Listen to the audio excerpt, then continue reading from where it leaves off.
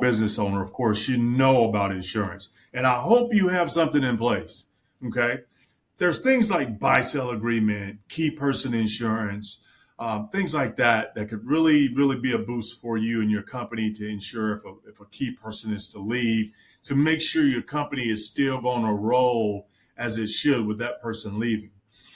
Also, make sure your employees understand the importance of having life insurance. I see this all the time with small businesses.